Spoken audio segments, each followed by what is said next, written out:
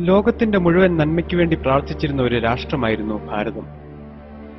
ഭാരതത്തിലെ ഏതൊരു മംഗളകർമ്മവും അവസാനിച്ചിരുന്നത് ലോകാ സമസ്ത സുഖിനോ ഭവന്തു എന്ന വേദമന്ത്രം ചൊല്ലിയായിരുന്നു. 1947 വരെ വിദേശികൾ നശിപ്പിച്ച നമ്മുടെ സംസ്കാരം അതിനുശേഷം നമ്മൾ തന്നെ നശിപ്പിച്ചു. എപ്പോഴെല്ലാമാണോ ധർമ്മത്തിന് ഗ്ലാനി സംഭവിക്കുന്നത്, എപ്പോഴെല്ലാമാണോ അധർമ്മം വളരുന്നത്, അപ്പോഴെല്ലാം ധർമ്മത്തെ പുനഃസ്ഥാപിക്കാൻ കാലാകാലങ്ങളിൽ ആവശ്യമുള്ളതെല്ലാം നമ്മുടെ രാജ്യത്ത് നടന്നിട്ടുണ്ട്. അത് നടന്നിരിക്കും. അതുകൊണ്ടാണ് ഭാരതം ഇന്നും ജീവിക്കുന്നത്. ലോക ജനതയ്ക്ക് ഏത് തരത്തിലുള്ള അറിവാണോ ആവശ്യമുള്ളത്, അത്തരത്തിലുള്ള അറിവിന്റെ സ്രോതസ് തേടി നിങ്ങൾ ചെല്ലണമെങ്കിൽ ഭൂമുഖത്ത് ഒറ്റ രാഷ്ട്രമേ ഉള്ളൂ. അത് ഭാരതമാണ്.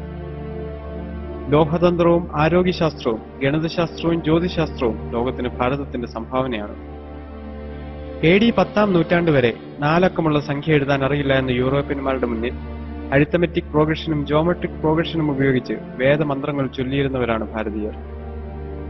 യജുർവേദത്തിൽ കോപ്പർ, ബ്രാസ്, ടിന്ന്, ലെഡ് എന്നീ ലോഹങ്ങളെ നമസ്കരിക്കുന്ന മന്ത്രങ്ങളുണ്ടായിരുന്നു. AD 1500 ശേഷം കണ്ടുപിടിച്ച് ഈ ലോഹങ്ങൾ മുഴുവനും യൂറോപ്യൻസ് ക്ലെയിം ചെയ്യുന്നതിനും 5000 വർഷങ്ങൾക്ക് മുൻപ് ഭാരതീയർക്ക് ഈ ലോഹങ്ങളെക്കുറിച്ച് അറിവുണ്ടായിരുന്നു. AD 400 ശേഷം AD 1500 വരെ 100 കണക്കിന് രസതന്ത്ര പുസ്തകങ്ങൾ ഭാരതത്തിൽ എഴുതിയിട്ടുണ്ട്.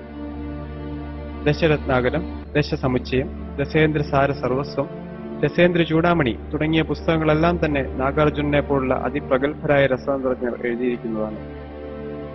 ഈ പുസ്തകങ്ങളിലെല്ലാം ഓരോ കെമിക്കലുകളും എങ്ങനെയെല്ലാം ഉപയോഗിക്കണം എന്നുള്ളതിന്റെ വിവരങ്ങളുണ്ട്. കൂടാതെ സ്വർണം, വെള്ളി, tin, lead, iron, copper, mercury എന്നീ മെറ്റലുകൾ എപ്രകാരമാണ് പ്രോസസ്സ് ചെയ്യേണ്ടത് എന്നതിനെക്കുറിച്ചുള്ള വിവരങ്ങളും ഈ പുസ്തകങ്ങളിലുണ്ട്. പ്രകാശത്തിന് 7 നിറമുണ്ട് എന്ന് കണ്ടുപിടിച്ചത് സർ ഐസക് ന്യൂട്ടൺ അല്ല, വിശ്വാമിത്ര മഹർഷിയാണ്. സൂര്യദേവൻ തന്റെ 7 രശ്മികൾ ഭൂമിയിലേക്ക് അയക്കുന്നു എന്ന് വേദങ്ങളിൽ എഴുതിയത് വിശ്വാമിത്ര മഹർഷിയാണ്. പ്രകാശം സഞ്ചരിക്കുന്നു എന്ന് കണ്ടുപിടിച്ചതും സർ ഐസക് ന്യൂട്ടൺ അല്ല. ഒരു നിമിഷത്തിന്റെ പകുതി സമയം കൊണ്ട് 2022 യോജന വേഗത്തിൽ പ്രകാശത്തെ ഇങ്ങോട്ടയക്കുന്നു സൂര്യദേവ, അങ്ങേക്ക് നമസ്കാരം എന്ന് പറഞ്ഞത് വിജയനഗര സാമ്രാജ്യാധിപതികളായ ഹരിഹരന്റെയും ഗുപ്തന്റെയും ആസ്ഥാന പുരോഹിതനായ സായണാചാര്യനാണ്. ന്യൂട്ടൺ ഗ്രാവിറ്റി കണ്ടുപിടിക്കുന്നതിന് മുൻപ് ഭാരതീയ ജ്യോതിശാസ്ത്രത്തിൽ ഗ്രാവിറ്റിക്ക് ഡെഫിനിഷൻ ഉണ്ടായിരുന്നു. ആകാശത്തിലുള്ള സോളിഡ് മെറ്റീരിയൽസിനെ ഭൂമി അതിന്റെ ശക്തി കൊണ്ട് അതിലേക്ക് ആകർഷിക്കുന്നു. ഏതൊന്നിനെയാണോ ആകർഷിക്കുന്നത് അത് താഴെ വീഴുക തന്നെ ചെയ്യുന്നു. തുല്യശക്തി കൊണ്ട് പരസ്പരം ആകർഷിക്കുന്ന ജ്യോതിർഗോളങ്ങൾ എവിടെ ചെന്ന് പതിക്കാനാണ്? 1148 ഭാസ്കരാചാര്യൻ എഴുതിയ ഈ വരികൾ സിദ്ധാന്ത ശിരോമണി എന്ന പുസ്തകത്തിന്റെ ഭുവനകോശം എന്ന ഭാഗത്തിലെ 6-ാം അധ്യായത്തിൽ നിങ്ങൾക്ക് കാണാൻ സാധിക്കും. ഭൂമി ഉരുണ്ടതാണെന്നും ഭൂമി കറങ്ങുന്നുവെന്നും സൂര്യനു ചുറ്റും പ്രദക്ഷിണം വയ്ക്കുന്നുവെന്നും കണ്ടുപിടിച്ചത് ആര്യഭടനാണ്. ഇന്ന് ഇതിനെല്ലാം നാം പേര് വിളിക്കുന്നത് ഗലീലിയോയെയും കോപ്പർനിക്കസിനെയും ടൈക്കോ ബ്രാഹിയെയുമാണ്. AD 449 ആര്യഭടാചാര്യൻ ഒന്നാമൻ അദ്ദേഹത്തിന്റെ 23-ാം വയസ്സിൽ എഴുതിയ ആര്യഭടീയം എന്ന ഗ്രന്ഥം ഭാരതത്തിലെ ജ്യോതിർ ഗണിതശാസ്ത്ര ഗ്രന്ഥങ്ങളുടെ പട്ടികയിൽ ഏറ്റവും ഉന്നത സ്ഥാനത്ത് നിൽക്കുന്നു. ഭൂമിയുടെ ഗോളാകൃതിയെക്കുറിച്ചും ഭൂമി സൂര്യനു ചുറ്റും പ്രദക്ഷിണം വയ്ക്കുന്നതിനെക്കുറിച്ചും ഭൂമിയുടെ റൊട്ടേഷനെ കുറിച്ചും റവല്യൂഷനെ കുറിച്ചും അതിന്റെ സ്പീഡിനെ കുറിച്ചും വ്യക്തമായി എഴുതിയിരിക്കുന്ന ആര്യഭടീയം അത്യുജ്വലമാണ് എന്ന ഒറ്റ കാരണം കൊണ്ട് തന്നെയാണ് ഭാരതത്തിലെ ആദ്യ സാറ്റലൈറ്റിന് ആര്യഭട്ട എന്ന പേര് നൽകിയത്. ആര്യഭടാചാര്യനും ഭാസ്കരാചാര്യനും വിവരിച്ചിരിക്കുന്ന എല്ലാ കാര്യങ്ങളും അതിന്റെ 10 ഇരട്ടി എക്സ്പ്ലനേഷനോടുകൂടി ബ്രഹ്മഗുപ്തൻ ബ്രഹ്മസ്ഫുട സിദ്ധാന്തത്തിൽ എഴുതിയിട്ടുണ്ട്. വൃത്തത്തിന്റെ വിസ്തീർണം, വൃത്തത്തിന്റെ ചുറ്റളവ്, സിലിണ്ടറിന്റെ വ്യാപ്തം തുടങ്ങിയ എല്ലാ കാര്യങ്ങളും ബ്രഹ്മഗുപ്തൻ വളരെ വ്യക്തമായി ഇക്വേഷനോടുകൂടി നൽകിയിരിക്കുന്നു. ഗ്രീൻവിച്ച് രേഖ പണ്ട് ഭാരതത്തിലായിരുന്നു. അപ്പുറത്തും ഇപ്പുറത്തും ലോഞ്ചിറ്റ്യൂഡും ലാറ്റിറ്റ്യൂഡും കാൽക്കുലേറ്റ് ചെയ്തിരുന്നു. വരാഹവീരൻ AD 553 അലക്സാണ്ട്രിയയുടെ ലോഞ്ചിറ്റ്യൂഡ് കാൽക്കുലേറ്റ് ചെയ്തിട്ടുണ്ട്. 23.07 ഡിഗ്രി ആയിരുന്നു ഉജ്ജയിനിൽ നിന്ന് അലക്സാണ്ട്രിയയുടെ ലോഞ്ചിറ്റ്യൂഡ്. മോഡേൺ സയൻസ് പ്രകാരം 23.03 ഡിഗ്രി. ജർമ്മനിയിലെ സെന്റ് ജോർജ് യൂണിവേഴ്സിറ്റിയിലെ സാൻസ്ക്രിറ്റ് ഡിപ്പാർട്ട്മെന്റിന്റെ കവാടത്തിൽ പാണിനിയുടെ ഒരു വലിയ ചിത്രം കൊത്തിവെച്ചിട്ടുണ്ട്. ജർമ്മൻ ഭാഷയുടെ അടിസ്ഥാനം പാണിനി എഴുതിയ അഷ്ടാധ്യായി എന്ന വ്യാകരണ ഗ്രന്ഥമാണ്. മനുഷ്യനുണ്ടാകാൻ സാധ്യതയുള്ള ഓരോ രോഗങ്ങളുടെയും അവയുടെ ചികിത്സാ സമ്പ്രദായങ്ങളുടെയും ഔഷധങ്ങളുടെയും ഔഷധങ്ങൾ കൊടുക്കാൻ ഉപയോഗിക്കേണ്ട മന്ത്രങ്ങളുടെയും ഒക്കെ വരികൾ ചേർത്ത് 51 ശാഖകളുള്ള അഥർവ വേദം ഈ നാട്ടിലുണ്ടായിരുന്നു. World Health Organization universal medicine status കൊടുത്തിരിക്കുന്ന ഭൂമിയിലെ ഒരേ ഒരു കോമ്പൗണ്ട് ജലമാണ്. ഏതൊരസുഖത്തിനും ജലമല്ലാതെ മറ്റൊരു മരുന്ന് നൽകരുത് എന്ന് യജുർവേദത്തിൽ വ്യക്തമായി പറഞ്ഞിട്ടുണ്ട്. ആധുനിക വൈദ്യശാസ്ത്രത്തിന്റെ പിതാവായി എന്നറിയപ്പെടുന്നത് ഹിപ്പോക്രാറ്റിസ് ആണ്. ചരകന്റെയും സുശ്രുതന്റെയും പുസ്തകങ്ങളിൽ നിന്നാണ് താൻ ഔഷധശാസ്ത്രം പഠിച്ചതെന്ന് ഹിപ്പോക്രാറ്റിസ് എഴുതിയ പുസ്തകത്തിൽ തന്നെ 117 പ്രാവശ്യം പറയുന്നു. ചികിത്സയ്ക്കായി ശരീരവും മനസ്സും ഒരുമിച്ച് ചേർക്കണം എന്നാദ്യമായി പറഞ്ഞത് സുശ്രുതനാണ്. ശരീരത്തിനേൽക്കുന്ന ഏതൊരാഘാതവും മനസ്സിനെയും, മനസ്സിനേൽക്കുന്ന ഏതൊരാഘാതവും ശരീരത്തെയും ബാധിക്കുമെന്ന് സുശ്രുത സംഹിതയിൽ പറയുന്നു. BC 700 എഴുതിയ ഈ സിദ്ധാന്തം 1993 വാഷിംഗ്ടൺ ഹെൽത്ത് ഇൻസ്റ്റിറ്റ്യൂട്ടിലെ ഡോക്ടർ ദീപക് ചോപ്ര പരീക്ഷണ വിധേയമാക്കി. ശരീരവും മനസ്സും പരസ്പരം യോജിച്ചാണ് ഇരിക്കുന്നതെങ്കിൽ മനസ്സിനെ ചികിത്സിച്ചാൽ ശരീരം ഭേദമാകുമോ എന്നായിരുന്നു ദീപക് ചോപ്രയുടെ പരീക്ഷണം. ആ പരീക്ഷണം മുഴുവൻ നടത്തിയത് ആധുനിക വൈദ്യശാസ്ത്രം വളരെ കുറച്ചുനാൾ മാത്രം ആയുസ് പറഞ്ഞിരുന്ന എയ്ഡ്സ് രോഗികളിലും ക്യാൻസർ രോഗികളിലുമായിരുന്നു.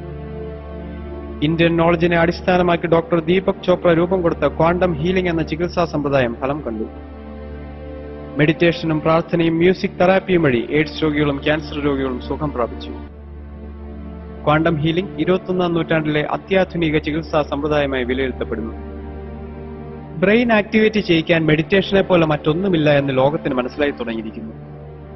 അമേരിക്കയിലെ എല്ലാ യൂണിവേഴ്സിറ്റികളുടെയും സിലബസ് അനുസരിച്ച് പ്രസിദ്ധീകരിക്കുന്ന മെഡിക്കൽ ടെക്സ്റ്റ് ബുക്കിന്റെ അവസാനത്തെ ചാപ്റ്റർ മെഡിറ്റേഷൻ ആയിരിക്കണം എന്ന അമേരിക്കയിൽ നിയമമുണ്ട്. സൂര്യ നമസ്കാരം ഇംഗ്ലണ്ടിലും മറ്റ് വികസിത രാഷ്ട്രങ്ങളിലും രാവിലെ ഓടുന്നതിന് പകരം അവരുടെ ജീവിതചര്യയായി മാറിയിരിക്കുന്നു. സൂര്യ നമസ്കാരം ചെയ്യുമ്പോൾ ശരീരത്തിലെ 186ഓളം മൂവബിൾ ജോയിന്റുകൾക്ക് വ്യായാമം ലഭിക്കുന്നു. വാഷിംഗ്ടൺ പോസ്റ്റ് മാഗസിന്റെയും ന്യൂയോർക്ക് ടൈംസ് മാഗസിന്റെയും റിപ്പോർട്ട് അനുസരിച്ച് 40 വയസ്സ് കഴിഞ്ഞ അമേരിക്കക്കാരിൽ 64% വ്യക്തികളും യോഗ ചെയ്യുന്നവരാണ്. പരിണാമ സിദ്ധാന്തത്തിന്റെ ഉപജ്ഞാതാവ് ഡാർവിൻ അല്ല, പതഞ്ജലി മഹർഷിയാണ്. ജീവജാലങ്ങളുടെ പരിണാമം പ്രകൃതി നിയമമാണ് എന്ന് പതഞ്ജലിയുടെ യോഗശാസ്ത്രത്തിൽ പറഞ്ഞിട്ടുണ്ട്. യോഗശാസ്ത്രത്തിലെ വരികൾ അനുസരിച്ച് ആദ്യ ജീവസൃഷ്ടി ആരംഭിച്ചത് മത്സ്യരൂപത്തിലാണ്. അതിനുശേഷം കൂർമാവതാരമായി. കൂർമ്മത്തിൽ നിന്നുള്ള പരിണാമം വരാഹത്തിലേക്ക്, വരാഹത്തിൽ നിന്നും പകുതി മനുഷ്യനും പകുതി ജന്തുവുമായ നരസിംഹത്തിലേക്കുള്ള പരിണാമം. ആധുനിക ശാസ്ത്രമനുസരിച്ച് എസ്കിമോകളാണ് ലോകത്തിൽ ജനിച്ച ആദ്യത്തെ മാനവരാശി. പൊക്കം കുറഞ്ഞ 4 അടി മാത്രം പൊക്കമുള്ള എസ്കിമോകളെ താരതമ്യം ചെയ്യാൻ പാകത്തിനുള്ള വാമനനിലേക്കാണ് അടുത്ത പരിണാമം. കല്ലുകളെ ആയുധമാക്കി വേട്ടയാടാൻ ആരംഭിച്ച മനുഷ്യനെ പ്രതിനിധീകരിക്കാൻ പരശുരാമാവതാരം.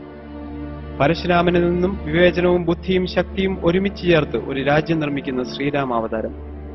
അവിടെ നിന്ന് ശരിയും തെറ്റും ശാസ്ത്ര സത്യങ്ങളും ആത്മീയ സത്യങ്ങളും വിവേചിച്ചറിയുന്ന മാനേജ്മെന്റ് വിദഗ്ധനായ ശ്രീകൃഷ്ണാവതാരം. ധർമാധിഷ്ഠിതമായ മാനേജ്മെന്റ് ലോകത്തിന് സംഭാവന ചെയ്ത ശ്രീകൃഷ്ണാവതാരം നടന്നത് BC 3100കളിലായിരിക്കണം. ലെ ഷാറ്റ്ലിയർ പ്രിൻസിപ്പിളിന്റെ അടിസ്ഥാനം ഭഗവത്ഗീതയാണ്. Whenever the system is in equilibrium is disturbed, the system will adjust itself in such a way that the effect of the change is nullified. ഇതേ കാര്യം ഭഗവത്ഗീതയിൽ പറഞ്ഞിരിക്കുന്നത് ശ്രദ്ധിക്കുക.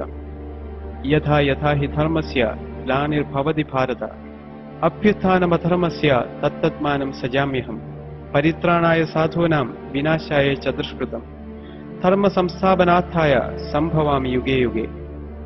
സന്തുലിതാവസ്ഥയിലിരിക്കുന്ന ഒരു സമൂഹത്തിൽ അധർമ്മം വർദ്ധിക്കുമ്പോൾ the system will adjust itself. ധർമ്മത്തെ പുനഃസ്ഥാപിക്കാനായി വേണ്ടതെല്ലാം പ്രകൃതി തനിയെ ചെയ്യുന്നു. ഞായറാഴ്ച അവധി ദിവസമായിരിക്കണം എന്ന് തീരുമാനിച്ചത് ബ്രിട്ടീഷുകാരല്ല, ചാണക്യനാണ്.